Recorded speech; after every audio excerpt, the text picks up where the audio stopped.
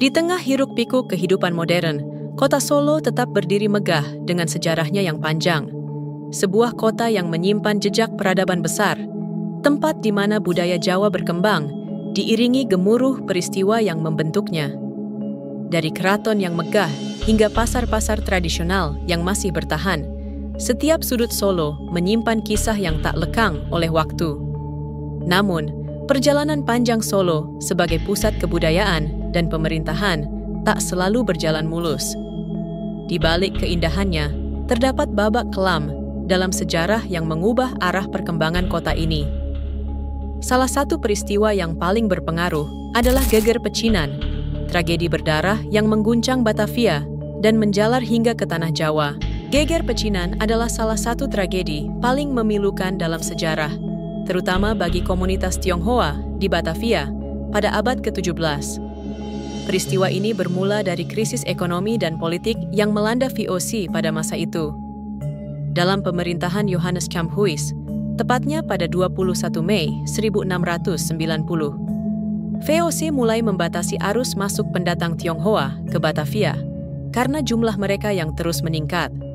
Memasuki tahun 1725, kondisi ekonomi VOC semakin memburuk, sementara populasi Tionghoa di Batavia terus bertambah, memperburuk hubungan dagang antara kedua pihak. Pada tahun 1739, jumlah pendatang Tionghoa di Batavia tercatat sebanyak 4.389 orang, dan hanya dalam 1 tahun, jumlah ini melonjak drastis menjadi 10.574 orang pada 1740. Situasi ini mendorong Gubernur Jenderal VOC, Adrian Falkenir, untuk mengambil langkah tegas.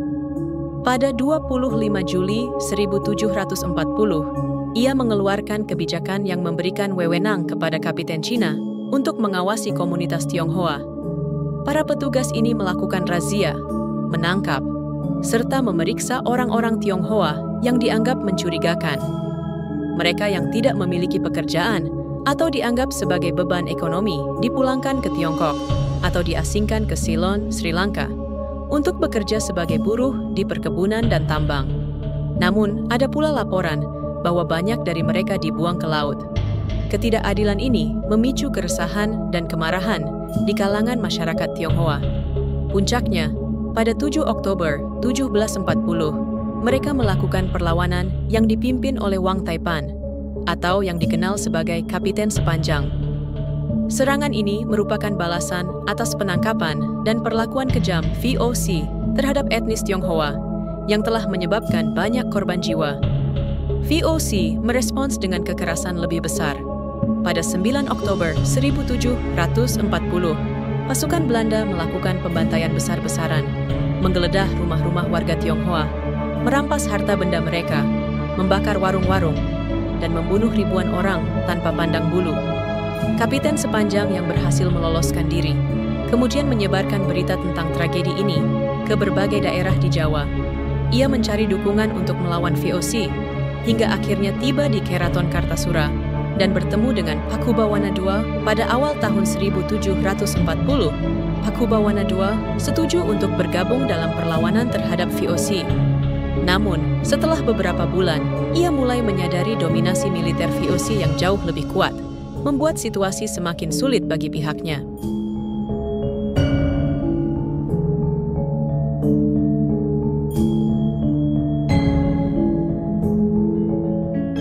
Keputusan Sunan Pakubuwono II untuk berpihak kepada VOC menjadi titik balik yang membawa dampak besar bagi Keraton Kartasura.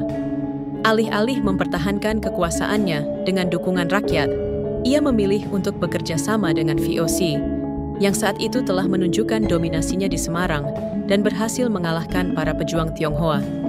Namun, langkah ini justru memicu kemarahan rakyat.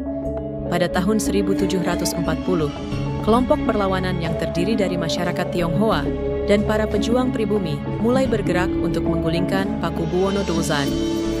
Dipimpin oleh Sunan Kuning, Raden Mas Garendi, Kapiten Sepanjang, Pangeran Mangkunegaran, dan Pangeran Mangkubumi, mereka bertekad merebut kembali kekuasaan dari tangan Sunan yang dianggap berkhianat terhadap rakyatnya sendiri. Puncaknya terjadi pada tahun 1741 ketika pasukan Sunan Kuning berhasil menerobos benteng Keraton Kartasura. Perlawanan sengit berkobar di dalam istana, menyebabkan banyak bagian benteng hancur. Dalam situasi genting ini, Pakubuwono II memilih untuk melarikan diri ke Ponorogo dengan perlindungan dari VOC. Kepergiannya meninggalkan kekosongan kekuasaan di Kartasura yang kemudian diisi oleh Raden Mas Garendi. Ia naik tahta dengan gelar Amangkurat V dan mengambil alih kendali kerajaan. Namun, kekuasaan Amangkurat V tak bertahan lama. Pada tahun 1742, Pakubuwono II dengan dukungan penuh dari VOC dan pasukan Cakraningrat IV dari Madura melancarkan serangan balik untuk merebut kembali Kartasura. Pertempuran sengit kembali terjadi, hingga akhirnya pasukan Sunan Kuning, Kapiten Sepanjang, Pangeran Mangkunegaran, dan Pangeran Mangkubumi terpaksa mundur. Kartasura pun kembali berada di bawah kendali Pakubuwono II. Meski berhasil merebut kembali tahtanya, Pakubuwono II menghadapi kenyataan pahit. Keraton Kartasura telah hancur akibat perang. Ia menyadari bahwa istana ini tak lagi layak menjadi pusat pemerintahan. Daripada membangun kembali keraton yang luluh lantak, ia memutuskan untuk mencari lokasi baru.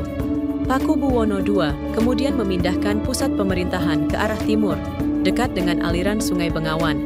Perpindahan ini menjadi awal dari berdirinya sebuah pusat kekuasaan baru, yang kelak dikenal sebagai Surakarta Hadiningrat, cikal bakal kota Solo yang kita kenal hari ini.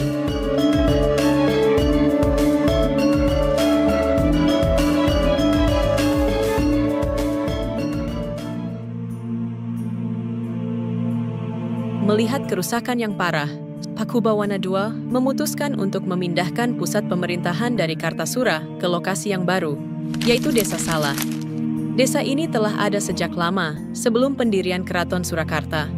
Sunan Pakubuwono II memilih tempat tersebut karena letaknya yang strategis, dekat dengan Sungai Bengawan Solo yang memudahkan akses transportasi.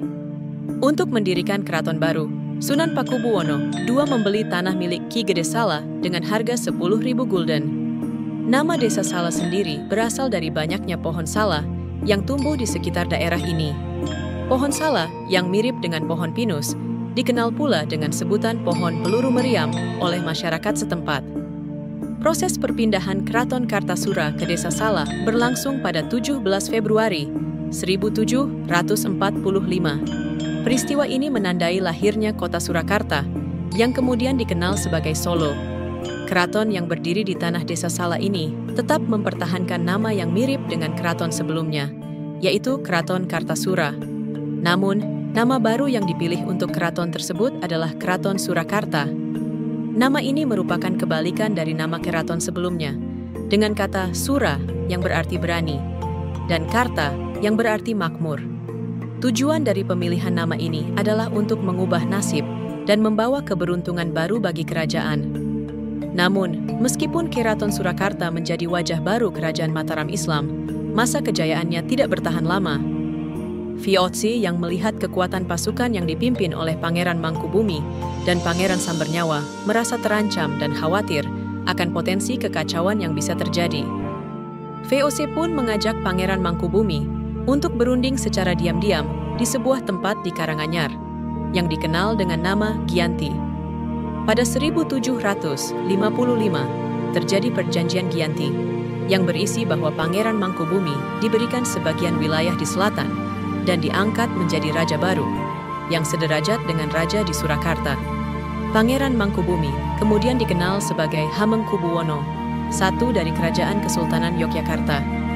Dengan demikian, VOC berhasil memecah kerajaan Mataram Islam menjadi dua bagian, yaitu Kerajaan Kasunanan Surakarta dan Kerajaan Kesultanan Yogyakarta. Secara resmi, Pakubuwono III menjadi raja pertama dari Kerajaan Kasunanan Surakarta, sementara Hamengkubuwono I menjadi raja pertama dari Kerajaan Kesultanan Yogyakarta. Tidak hanya sampai di situ, polemik di dalam tubuh Kerajaan Mataram Islam yang sudah terpecah menjadi Kesultanan Yogyakarta dan Kasunanan Surakarta pun kembali terjadi. Polemik ini datang di mana Pangeran Sambernyawa atau Raden Mas Said mempertanyakan wilayah bagiannya. Pada tahun 1757, untuk meredakan ketegangan tersebut, ditandatangani Perjanjian Salatiga. Perjanjian ini mengakui Raden Mas Said yang dikenal sebagai pemimpin baru dengan gelar Adipati Mangkunegaran. Dengan pengakuan ini, Kadipaten Mangkunegara resmi berdiri menjadi entitas politik terpisah setelah sebelumnya melalui perjuangan panjang melawan VOC dan penguasa Jawa lainnya. Melalui perjanjian ini, wilayah kekuasaan di Jawa terbagi menjadi 3, Kasunanan Surakarta, Kesultanan Yogyakarta, dan Kadipaten Mangkunegaran yang menjadi simbol kekuasaan baru di tanah Jawa.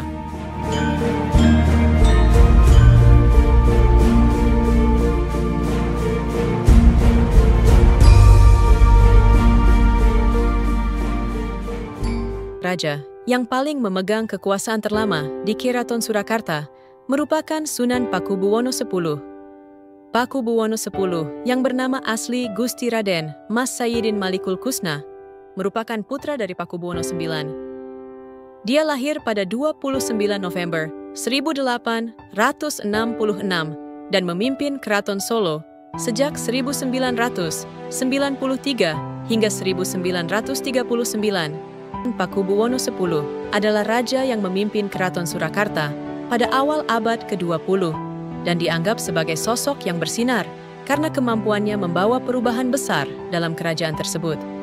Di bawah pemerintahannya, Keraton Surakarta tidak hanya mempertahankan tradisi budaya Jawa yang kaya, tetapi juga berhasil melakukan modernisasi dalam berbagai aspek kehidupan.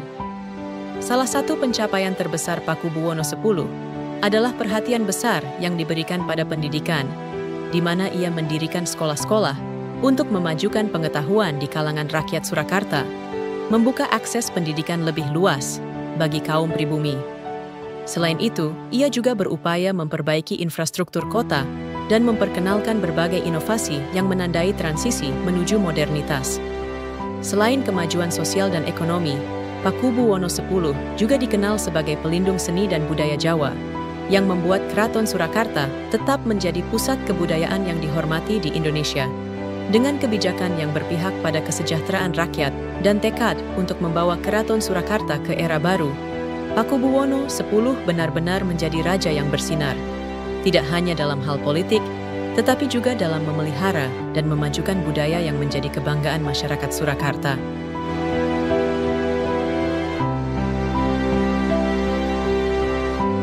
Daerah Istimewa Surakarta adalah daerah otonomi khusus, daerah istimewa, yang secara de facto pernah ada antara Agustus 1945 sampai Juli 1946. Penetapan status otonomi khusus ini dalam kurun waktu tersebut tidak pernah ditetapkan dengan sebuah undang-undang tersendiri berdasarkan pasal 18 UUD yang asli, tetapi hanya dengan piagam penetapan Presiden tanggal 19 Agustus 1945 dan UU Nomor 1 Tahun 1945 tentang kedudukan Komite Nasional Daerah. Wilayah DIS dibagi menjadi 2, yakni wilayah Kasunanan dan Mangkunegaran. Wilayah Kasunanan yang terdiri atas Kabupaten Surakarta, ditambah Kabupaten Sukoharjo, Kabupaten Klaten, Kabupaten Boyolali, Kabupaten Sragen. Wilayah Mangkunegaran yang terdiri atas Kabupaten Karanganyar, Kabupaten Wonogiri, dan Kabupaten Kota Mangkunegaran. Namun, status istimewa tersebut harus hilang atau dibekukan. Pembekuan dan penghapusan status daerah istimewa tak terlepas dari munculnya revolusi sosial berupa gerakan anti-Swapraja di Surakarta yang berlangsung serentak dengan revolusi sosial Sumatera Timur. Seperti halnya revolusi sosial Sumatera Timur, gerakan anti-Swapraja Surakarta hendak menghapuskan sistem kerajaan dengan alasan anti-feodalisme. Pada saat didirikannya daerah istimewa Surakarta, Dr. Muwardi mempunyai pengaruh lebih kuat dibanding Pakubuwana XII, yang dianggap tidak mempunyai pengalaman dalam mengurus masalah-masalah yang menyangkut kepentingan umum. Kurang memiliki watak yang serius dan keberanian untuk mengambil keputusan, serta tidak memahami kekuatan-kekuatan revolusi yang sedang bergerak ke arah demokrasi barat dan kedaulatan rakyat. Kondisi ini diperburuk dengan hubungan yang tidak harmonis antara Kasunanan Surakarta dengan Mangkunegaran. Gerakan anti-Swapraja meluas menjadi aksi massa. Kesatuan Barisan Banteng, BB, yang dipimpin Muwardi menculik Sunan, Kanjeng Ratu dan Soeharjo Hamid Jojo pada bulan Januari 1946 menuntut agar Sunan bersedia disejajarkan dengan pemimpin rakyat lainnya dengan panggilan Bung. Selain itu, mereka juga menuntut Sunan untuk melepas kekuasaan politiknya dan bergabung dengan pemerintah Republik. Kondisi semakin genting di Surakarta memuncak kala Sultan Syahrir diculik oleh kaum oposisi Republik Pimpinan Tan Malaka. Setelah dilakukan penculikan, segelintir pasukan oposisi berupaya menyerang Istana Presiden di Yogyakarta, tetapi berhasil digagalkan. Untuk mengatasi keadaan genting tersebut, pemerintah mengeluarkan Undang-Undang Nomor 16/SD/1946 yang memutuskan bahwa Surakarta menjadi daerah karesidenan di bawah seorang residen dan merupakan bagian dari wilayah Republik Indonesia. Menteri Dalam Negeri melalui keputusan tanggal 3 Maret 1950 menyatakan bahwa wilayah Kasunanan dan Mangkunegaran secara administratif menjadi bagian dari Provinsi Jawa Tengah. Kedua aturan tersebut mengakhiri status istimewa Surakarta, dan Surakarta mulai pada saat itu masuk menjadi ke Provinsi Jawa Tengah.